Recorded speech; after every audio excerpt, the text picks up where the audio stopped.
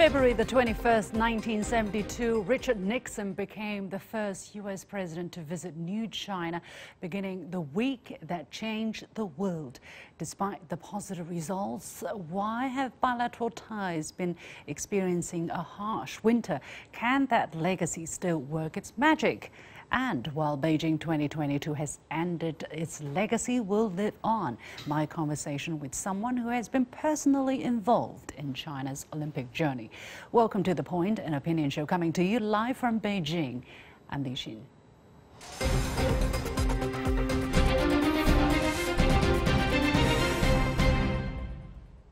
February 21st marks 50 years of historic visit that laid the groundwork for normalization of U.S.-China relations and this establishment of diplomatic ties. Richard Nixon became the first U.S. president to set foot in New China on this day in 1972. The ice-breaking trip brought tremendous benefits to both countries and the world. 50 years on, as we stand at a new juncture in bilateral ties, let's look back. What paved the way for the rapprochement at the height of the Cold War? How did the visit impact the world, and what can we draw from its legacy? I'm pleased to be joined by Professor Chen Ding of the School of International Studies of China-U.S. from Guangzhou, southern China, and David J. Firestein, President and CEO of the George H.W. Bush Foundation for U.S.-China Relations from Austin, Texas, the U.S. Gentlemen, welcome to The Point. Nixon described his 1972 trip as, quote unquote, the week that changed the world. David, exactly how historic was it? How did it change the world in your eyes?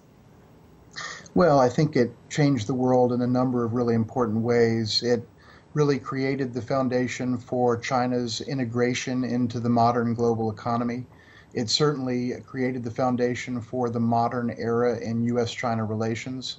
It ushered in large measure, an era of peace in the East Asia-Pacific region. Subsequent to 1975, just a few years after Nixon's visit, there has not ever again been a major military conflagration in East Asia.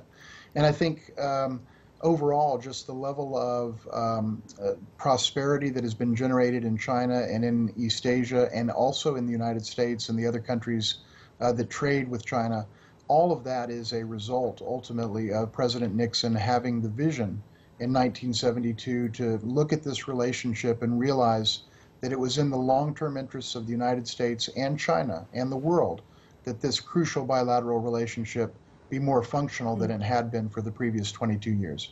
Professor Chen, there has been this understanding, as can also be, seen from David's remark, that it was the U.S. who allowed China kind of to be reintegrated into the world. Is this the Chinese way to see it as well? Well, I think I agree with David. This normalization process has brought tremendous benefits not only to China, the U.S., also the region, the whole world for the next several decades. But I also think, as Nixon said very well before his visit to China, that China cannot be an isolated nation from the world. So I think it's in the interest of the region, the country, and also U.S. to bring China back to the international order after 22 years of isolation, mostly by the West. So for China's perspective, China was already a very important part of the global world, particularly in the developing world. So it was necessary, and the timing was good to integrate China into a broader international community. Before leaving for China, President Nixon told the Congress and members of cabinet this famous sentence. Let's recall that once again. We, of course, are under no illusions that 20 years of hostility between the People's Republic of China and the United States of America are going to be swept away by 1 week of talks. What we must do is to find a way to see that we can have differences without being enemies in war. David, 50 years on, looking back at that statement, how successful has the U.S. been in achieving that? Do the great majority of U.S. politicians, at least, still believe in that? Well, I think that's a couple of different questions. I mean, I think if we look back over the last 50 years to the day that President Nixon visited China in that historic visit, the fact is President Nixon's vision was realized for the overwhelming majority of those 50 years, and in a way that was fully bipartisan in the United States. Presidents and Congresses of both parties supported the move, and for many good reasons that were laid out at the time. But I think in recent years, it is also true that a very significant swath of official Washington, probably the great majority of official Washington and a significant percentage of the U.S. public, is now looking back and wondering whether President Nixon was right after all. So I think that looking back in the way that I see it, there's no question that President Nixon's vision of a relationship in which these two countries did and do have differences, and the idea that that didn't need to turn into and shouldn't turn into a situation in which the two countries were enemies in war, as President Nixon put it. I think that's a great vision. I think it was wise and visionary in 1972, and I think we would still be wise to heed that vision today in the year 2022. Late Premier Zhou Enlai had also this to tell the U.S. delegation during the state banquet while they were in China. He echoed Nixon's words, but added 5 principles of peaceful coexistence. Let's listen to this. 中美两国的社会制度根本不同，在中美两国政府之间存在着巨大的分歧，但是这种分歧不应当妨碍中美两国在互相尊重主权和领土完整、互不侵犯、互不干涉内政、平等互利和和平共处无抗原则的基础上建立正常的国家关系。 Yeah, I want to go to Professor Chen. Why do you think Premier Zhou Enlai needed to add those words? And is that the reason why currently ties have been running into troubles? Well, I think the reason is because, fundamentally speaking, Chinese government and Chinese leaders believe that we should have a new type of international relationship, which is based on mutual respect, mutual benefits, and cooperation instead of confrontation. So that 5 principles, I think, still hold very true even today, and of course in the future. And of course, it's not just about U.S.-China relationship. It's also about any type of a bilateral relationship or multilateral relationships in the world. So I think we are in a new era where mutual benefits, mutual respect, and cooperation will be dominant theme in the future, despite many differences between, for example, China and the U.S. and many other countries. Differences will always be there. You know, they have been there for the last 5,000 or 6,000 years throughout humanity. So it's not going to disappear like that. But for us, the issue is how to manage our differences while trying to achieve a cooperation instead of confrontation. In a phone call, I'm going to stay with Professor Chen. In a phone call with his U.S. counterpart in January this year, Chinese State Council and Foreign Minister Wang Yi said this, that this year marks the 50th anniversary of the Shanghai Communique, which was signed as a result of President Nixon's visit to China. He said that the fact that neither China nor the U.S. has the intention to change the other is a prerequisite for the normalization of bilateral ties and should also serve as a guarantee for peaceful coexistence between the two sides in the future. Professor Chen, why does he mention this once again? Yeah, I think this again echoes the key term mutual respect, because countries can have differences and sometimes very serious differences, but still they needed to respect each other's system, way of life and institutions and all that.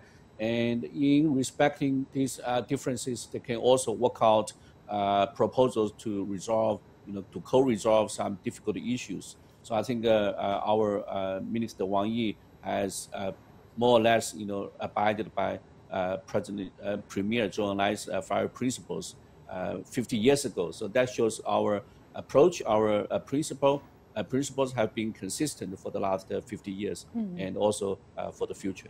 However, as David just mentioned, there seems to have been a growing tendency in the U.S. to negate the significance of that visit. Some U.S. politicians have called Nixon misguided, that the improved relationship helped China's economy, but hurt America's, and that, you know, it facilitated China's rise. And some people are even calling Henry Kissinger, who helped facilitate that visit, a broker of Chinese interest. So a what-if question to David.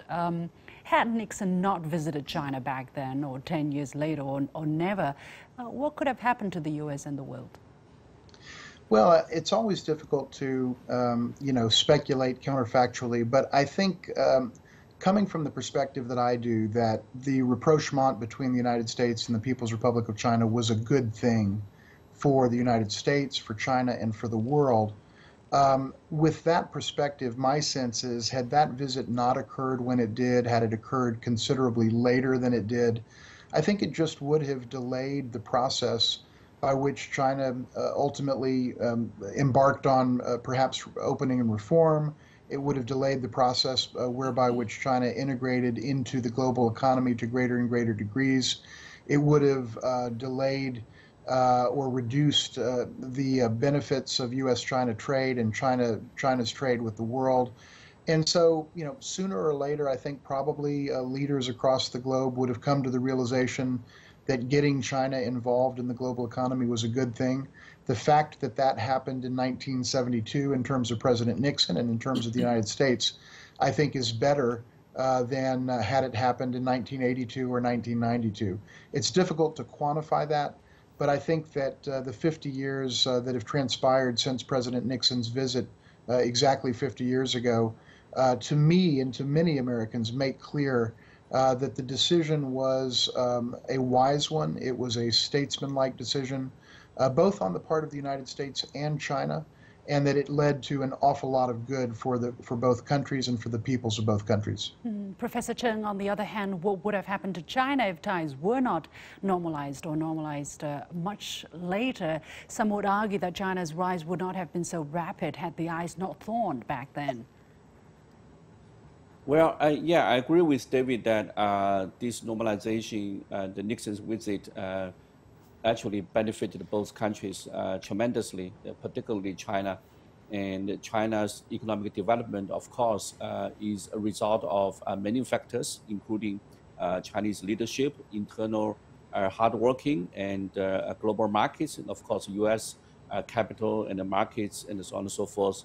So if the visit did not happen in that year or happened very late, I think China's development could be a little bit slowed down because of that. But fundamentally speaking, for China as a big country with a big population and agricultural growth and industrial development, it's inevitable for China to modernize and develop. So there might be a 5-year or 10-year delay in terms of some development or progress. But if you look at the long-term process, I think China's development and modernization was inevitable with U.S. help or without U.S. help. Sure. What happens in China is also part of what happens in the world. 1/5 of humanity stripping itself of absolute poverty, for instance, is not just something for China domestically. But anyway, my final question, Shanghai Communique, very important, as the two sides signed this document, which was the first political document between the two sides and established principle for bilateral ties, especially on one China. In the communique, the U.S. officially states that it acknowledges that all Chinese on either side of the Taiwan Strait maintain there is but one China and that Taiwan is part of China. The U.S. government does not challenge that position. And in a later communique which established diplomatic relations, the U.S. formally recognized that the PRC is the sole legal government of China. But it seems the U.S. has been stepping back on this position. David, has the communiques expired? Well, I don't know that I would say the communiques have expired, but I think the context in which U.S.-China relations play out today is very different than the context, obviously, in 1972 or 1979 or 1982 when the third communique was adopted. And there's no question that this is a different moment, and this is 50 years after Nixon's visit. And I think the U.S. understanding of China and the U.S. understanding and framing of the challenge that China poses to the United States is very different today than it was 50 years ago. So I would say that the fundamental ideas of the three communiques remain intact. And I think the fundamental contours of U.S. policy toward China, for example, with respect to the one China policy, remain intact. But a really interesting question is, if the United States and China were coming together, what would a fourth communique look like? Okay, well, that's a very interesting question. I think the fact that they can talk about it is a good way to start. But anyway, we have to leave it there. Many thanks to David Feinstein and Professor Chen Ding. We're going to take a short break, and when we come back, we look at the legacy of the Beijing Winter Olympic Games through the eyes of an insider. Stay with us.